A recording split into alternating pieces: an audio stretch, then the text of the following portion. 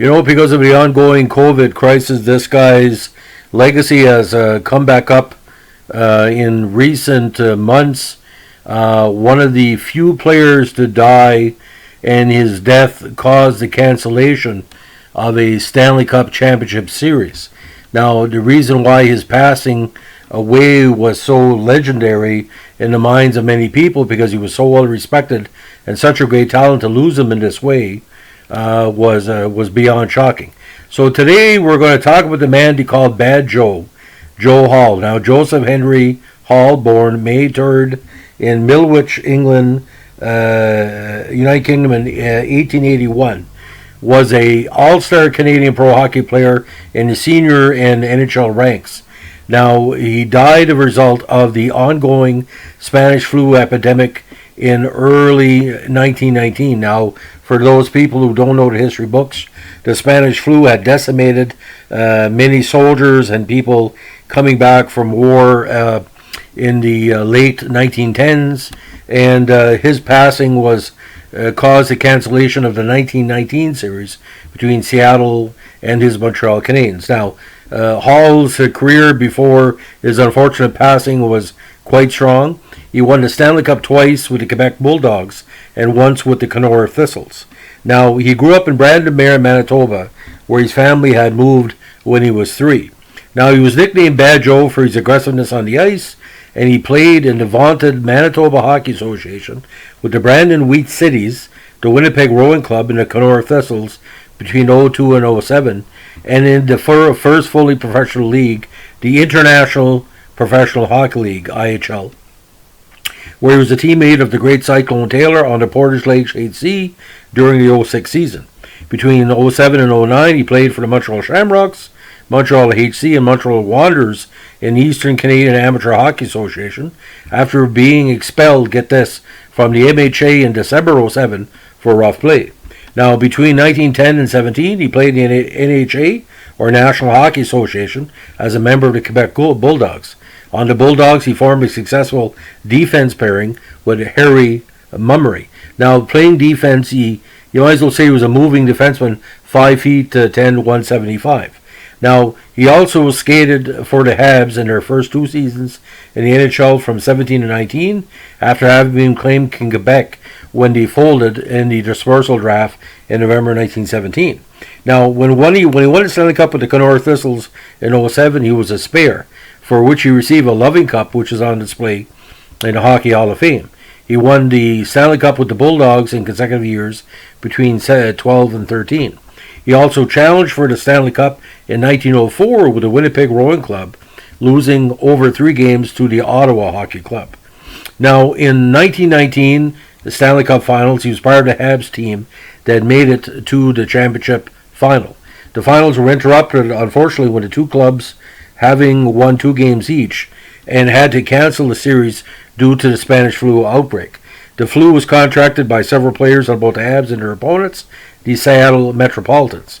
Hall eventually succumbed to pneumonia related to his influenza in a hospital in Seattle just 4 days after the series was abandoned. Now, this is the only time a non-strike incident caused the cancellation of the Stanley Cup Final. Now, Hall's great efforts allowed him to be inducted in the Hockey Hall of Fame in 1961. Now, Hall was a right-handed shot. He started his career playing as a forward, but also as a right winger. Now, during the 06 season with Portage Lakes, he scored 33 goals in 20 games in the IHL from the right wing position. At the second half of his career, he played as a defenseman. A Brooklyn Daily Eagle article from December 30th, 31 by Harold C. Burr, interviewing former player Lester Patrick, described Hall as a fast, hard-riding forward in the old days of 7-man hockey, and as a scoring defenseman too, and a hard blocker. The article described further how Hall was built like a tomcat, with long legs and arms.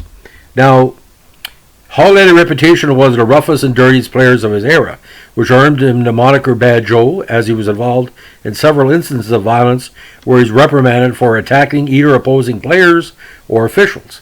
On December 19, 1907, at the onset of the 08 season, while playing for the Winnipeg Maple Leafs in an exhibition game against the Winnipeg Hockey Club, He was involved in a contest which was dubbed a disgraceful exhibition by the Winnipeg Tribune, and the newspaper singled out Hall as the chief offender regarding violent displays.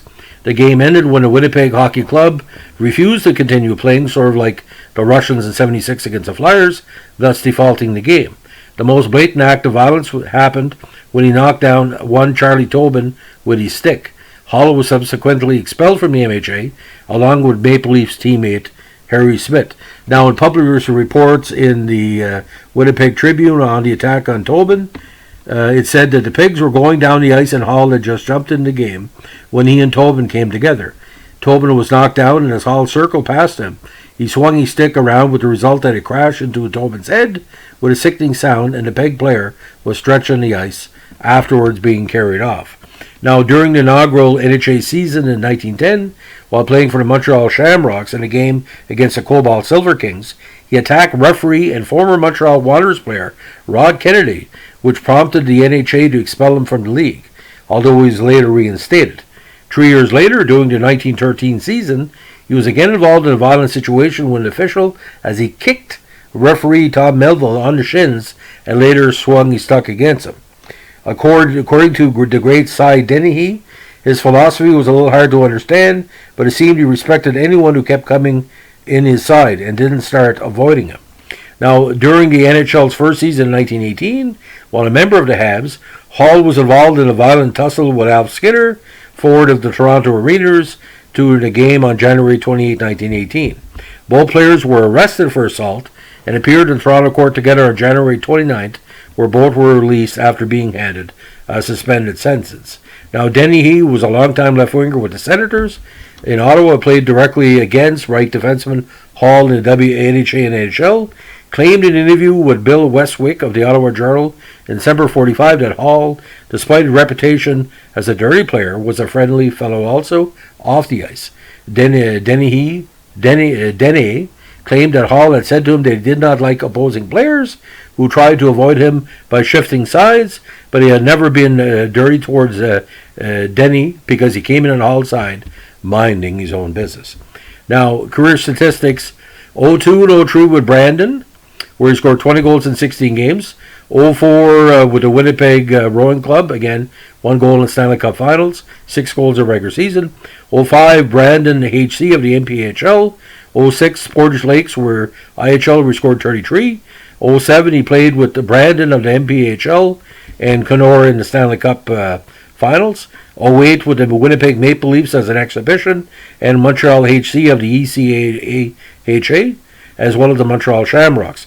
09 he played with the Edmonton HC, where he scored 8 goals in 1 game of the APHL, and the Montreal Wanderers and the Winnipeg Maple Leafs of the ECHA and the NPHL.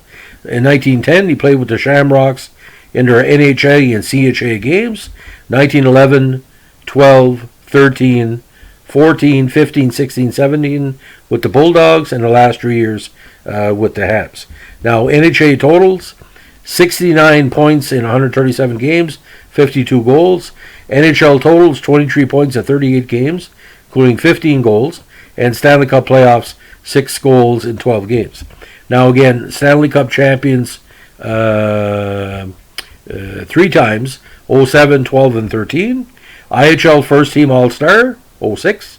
Again, inducted in the Hockey Hall of Fame in 61, and an honor member of the Manitoba Hockey Hall of Fame in the new incarnation, as we say.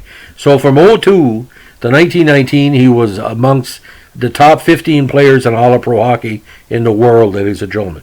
But those years with the Bulldogs were quite interesting, because the Bulldogs were known for their offensive play, Joe Malone, other squads, and at the time they were probably as popular in Canada as any other team, because the legend of the Bulldogs kind of kept on going with the Nordiques and the Q teams that came later. But what a great time for hockey, ladies and gentlemen. And he played everywhere. I mean, Brandon, Winnipeg, Portage Lakes, Kenora, Winnipeg, Montreal, Edmonton, Quebec, and again back with the Habs.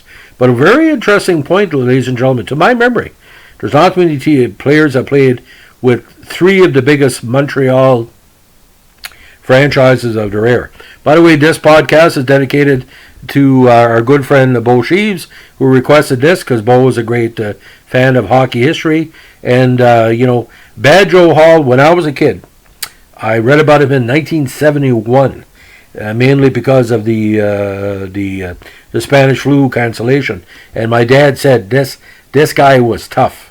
Because even later on, like the Montreal Canadiens era, Belleville and the Richards and John Ferguson, they were tough, but Joe Hall was scrap iron tough, and 3-time Stanley Cup winner, and making almost a 4-2, ladies and gentlemen, because I think Seattle had a good team, but I think Montreal could have won.